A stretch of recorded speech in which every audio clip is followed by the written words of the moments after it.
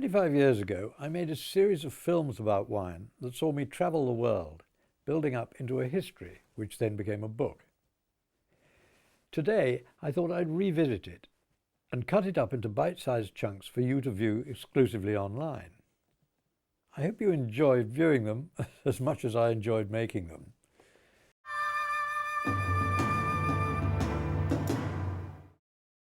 Everyone's heard of pasteurization and its inventor, Louis Pasteur. But where's the connection with wine? Well, I went to the Jura, to Pasteur's birthplace, to find out. In the middle of the last century, France was enjoying a wine boom. Her reputation had never been so high, but there were problems ahead that threatened to ruin her most celebrated industry, even to kill it off altogether. Problems that could only be solved by newfound scientific knowledge. The first to cause national dismay was that French wine of all qualities was frequently turning to vinegar before it reached the table. It was even turning vinegar in the producers' cellars. France had been making wine for over 2,000 years, and yet still nothing was known about its real chemistry. What was fermentation? Why did some wines keep while others went off? The wine trade could never fulfill its huge potential until someone found out. The emperor turned to France's most famous scientist, Louis Pasteur. Pasteur was brought up in the little town of Arbois in eastern France. When the emperor appealed to him, he left his professorship in Paris and went back to his childhood home to work with the wines he knew best. Today, his house has become a national shrine for the whole of France. This is the laboratory that he eventually set up, still full of his equipment and his drawings. In fact, it's really the room in which one can say that wine science was born. Pasteur discovered the fundamental fact that yeasts are what cause grape juice to ferment. And most crucially, he established the connection between the preservation of wine and the oxygen in the atmosphere. The microscope was his essential tool. Pasteur discovered that wine is full of microscopic forms of life, microbes and bacteria. And if they're allowed to grow, they'll eventually destroy the wine. They'll turn it into vinegar. But to grow, they need air. And if you can keep the air out completely, the wine will keep indefinitely. If this is impossible, he found, you can kill the microbes by heating the wine in its bottle. And this is the process that took his name. It's called pasteurization. For a while, phylloxera was a mystery. France's livelihood in its vineyards was dying before its eyes. What could be doing it? In most of southern France, the whole economy depended on wine. As their vines died, villages were abandoned.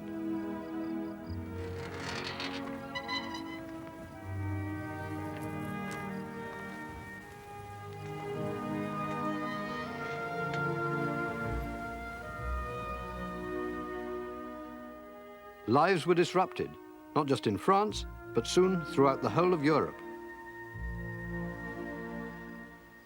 The government offered prizes for remedies, for suggestions of all kinds, for anything that would bring hope to a country whose national identity almost was in mortal peril.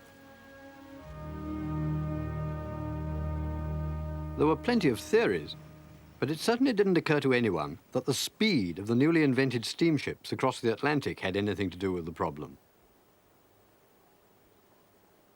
It allowed this horrible creature, a native of America, to survive the Atlantic crossing and reach Europe alive. This is a phylloxera beetle, in real life no bigger than a pinprick. How could something so microscopic cause such havoc? How could this feeble-looking, green fly-like insect be wiping out the vineyards of Europe? These mystery bugs, what the scientists called phylloxera the devastator, were killing every vine they touched. So what on earth could be done about it? The scientist turned detective to find the culprit was Jules-Émile Planchon. It was he who hit on the vital clue. His hunch was that an unknown insect that he was studying might be at the root of the problem. He actually named this insect, and he called it Phylloxera vastatrix, which means the devastator.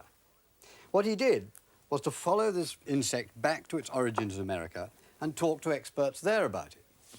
Well, this was the moment of breakthrough, because in Ohio he found that some of the American vines were living perfectly happily with this parasite. Here in the library back in Montpellier in France, they keep the dried specimens of every sort of American vine that was brought back here for investigation. If the roots of the American vines were resistant to the parasite, then surely the answer must be to graft the European vines on top. And this is exactly what they did. Eventually, it had to be done everywhere in Europe and throughout the rest of the world as well. This plant is a young American vine. First, its top is cut off, leaving only the roots and a stump. Then the stump is split with a knife. Next, a cutting of whatever European vine has been chosen is sharpened and inserted into the V-shaped split.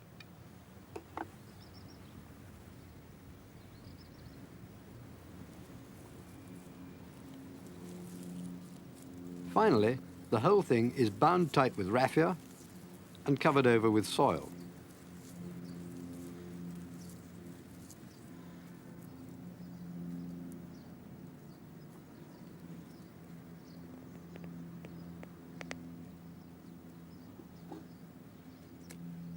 Well, that's fine when there are just a few vines to graft in a field, but obviously there has to be an industrial method when there are thousands to do.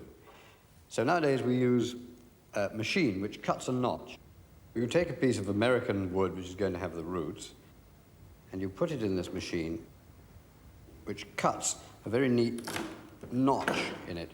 Then you take the top of the plant, which is the French wood, and you put it in the same machine, which ingeniously unites the two with a perfect join like that. It's sometimes hard to believe how rapidly we've come, technologically speaking, from the Middle Ages to modern times. I remember so well how primitive winemaking in Spain used to be, even in my lifetime.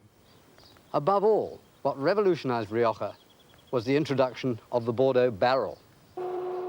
In those days, most of Spain's wine was stored and transported in animal skins. Wine aged in wood came as a revelation.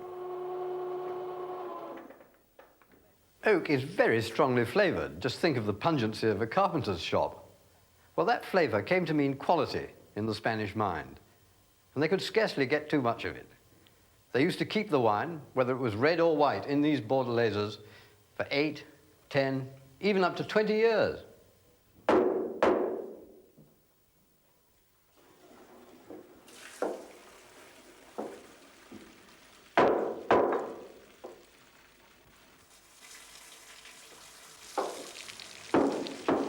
The sweet smell of these waterfalls of wine is irresistible.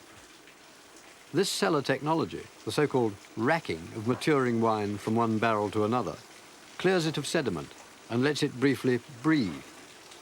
It was copied from the cellars of Bordeaux in the 1860s.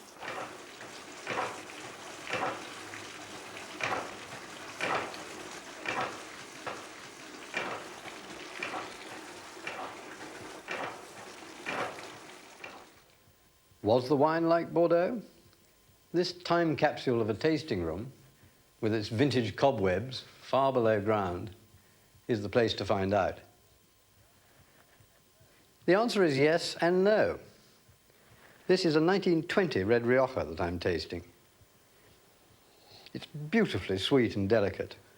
I can detect the clean taste of fruit, the lightness of texture that Rioja learned from France. But what's different is the less assertive flavor of Rioja's grapes, and above all, the smell and taste of oak. The wood is like the cream on the strawberries, as it were. I love it. To me, these immensely fragrant, immensely long-lived wines have as much right to be called great classics as anything from France.